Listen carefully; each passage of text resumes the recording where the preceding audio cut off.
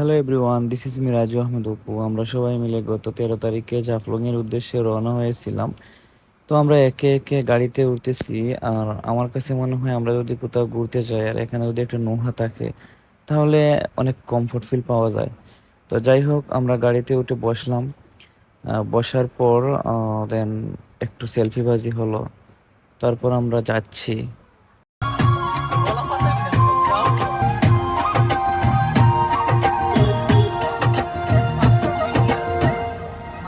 তারপর একটু পর আবার সেলফি, কারণ আমরা সবাই মিলে যাচ্ছি আর সেলফি হবে না তা তো হতে পারে না। তো আমরা সারা রাস্তা আমরা এরকম সেলফি তুলে তুলে যাচ্ছিলাম, কিন্তু সেলফি হবে গান হবে না তা তো হতে পারে না।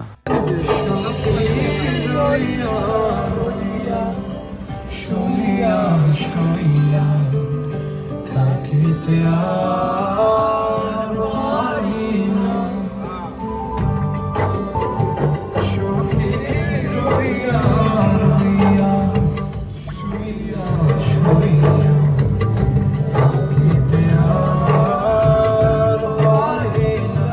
তুমি কেন দেখা দিলা মনে তো আমার মনে। তবে আসলে এই কথা সত্যি যে আমাদের লাইফে মাঝে মধ্যে অনেকে আইসা দেখা দেয় যে মনকে আসলে একদমই মানানো যায় না। যাই হোক, আমরা আবার প্রকৃতি দেখে দেখে যাচ্ছি। যাওয়ার পর হঠাৎ দেখি রাস্তার পাশে কৃষ্ণচূড়া ফুলের গাছ। তো অসাধারণ লাগছিল আমার কাছে এই ফুলের গাছটা, কারণ এত সুন্দর সরাসরি দেখতে আমি বলে বোঝাতে পারবো না। তো আমিও ফ্রেমে বন্দি করে ফেললাম। কিন্তু এখানে এত সুন্দর একটা প্লেস, আমরা সবাই গাড়ি থেকে নামলাম। আমরা একে একে গাড়ি থেকে নাইমা আমরা এখানে ভাবলাম যে আমরা কিছু ফটোশুট করব। তো যাই হোক, আমরা সবাই নেমে এখানে ফটোশুট করলাম। আমি আর মায়াত ভাই চলে গেছিলাম এক পাশে, আর ওরা চলে গেছিল আরেক পাশে। তো ওরা যেখানে গেছিল এখানে সুন্দর একটা প্লেস ছিল, খুব সুন্দর একটা বাংলো ছিল। আমার কাছে এই ভিডিও ফুটেজটা নাই। তো যাই হোক, আমরা এখানে ফটোশুট করলাম। ফটোশুট করার পর আমরা আবার রওনা দিলাম জাফলং এর উদ্দেশ্যে। যেতে যেতে রাস্তার চারপাশের প্রকৃতিগুলো উপভোগ করে যাচ্ছিলাম, কিন্তু ভাবছিলাম না, আবার একটু গান হোক। আমরা সবাই মিলে আবার পরিচিত কোনো গান বলি। তারপর মোর জীবনের ভাবনা, হৃদয়ে সুখের দুলা, তুমি মোর জীবনের ভাবনা, হৃদয়ে সুখের দোলা। কিন্তু আমাদের এই সুন্দর মুহূর্তকে আরো সুন্দর করতে বৃষ্টি চলে আসে। আমরাও ভাবলাম বৃষ্টিকে একটু উপভোগ করি। তারপর আমরা এই বৃষ্টি দেখে দেখে যাচ্ছি। ততক্ষণে আমরা পৌঁছে গেলাম আমাদের সেই কাঙ্ক্ষিত স্থানে। গিয়ে ওইখান থেকে আমরা গাড়ি থেকে নামতেছি।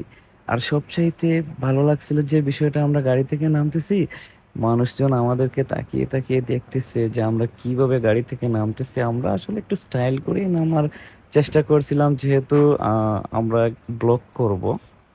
তারপর আমি ফিরে গেলাম আমার সেই পুরনো অভ্যাসে, কারণ জাফলংয়ে অনেক ভালো ভালো পণ্য পাওয়া যায়, এগুলো দামেও একটু কম। তো কিছু আমি কেনাকাটা করার চেষ্টা করলাম। তারপর এমদাদ ভাই কোথা থেকে যেন আমাদের জন্য চিপস নিয়ে আসে। তো আমরা চিপস খেয়ে খেয়ে আমরা একটু নামতেছি, কারণ গাড়িতে অনেকক্ষণ বসা ছিলাম। তারপর আমরা চিপস খেয়ে খেয়ে সামনের দিকে যাচ্ছি। সালাম আলাইকুম। বর্তমানে আছি আমরা পানামা জঙ্গল। জঙ্গলটা দাঁড়াও, আমরা আমেরিকা কিছুক্ষণের মধ্যে আমেরিকা প্রবেশ করে দেবো। আমেরিকা থেকে কোথায় যাবো? ভাই আমরা ওটা কিনা লাগে, ওয়াও লাগে। হ্যালো গাইস, তো এখন আমরা চলে আসলাম মেইন স্পটে। তো আমরা এই যে পাহাড় বেয়ে বেয়ে আমরা নামতেছি। পিকনিকে গেলাম আর ফান করা হবে না তা তো হতে পারে না। তারপর আমরা ফান করতে করতে আমরা চলে গেলাম জিরো পয়েন্টে। আর সেদিনকের ওয়েদারটা অসাধারণ ছিল। আপনারা দেখতেই পারতেছেন স্ক্রিনে যে কখনো মেঘ কখনো বৃষ্টি ওই টাইপের ছিল। তারপর আমরা জিরো পয়েন্টে কিছুক্ষণ ঘোরাঘুরি করার পর আমরা ভাবলাম ঝর্ণাতে যাব। তারপর আমরা নৌকাতে উঠলাম। নৌকা থেকে ওঠার পর এমদাদ ভাই বললো এগুলো নাকি খেতে খুবই স্বাদ, 7 রঙের নাকি আইসক্রিম। তো আমরা খেলাম, মোটামুটি ভালোই ছিল। তো যাই হোক, আমরা এগুলা খেয়ে আমরা রওনা দিলাম মায়াবী ঝর্ণার উদ্দেশ্যে। তো আমরা ঝর্ণাতে যাচ্ছি, এই যে দেখতে পাচ্ছেন ঝর্ণা। তো এখানে ঝর্ণাটা একটু কম, কারণ এখন তো তেমন বৃষ্টি নাই এর জন্য। তো আমরা ঝর্ণাতে গিয়ে অনেক মজা করলাম, আর এখানে আমার প্রচন্ড ভয় লাগতেছিল, কারণ এই পাহাড় উঁচু নিচু, এই যে পাথরগুলা, এগুলো আমার খুবই ভয় লাগতেছিল গাইস।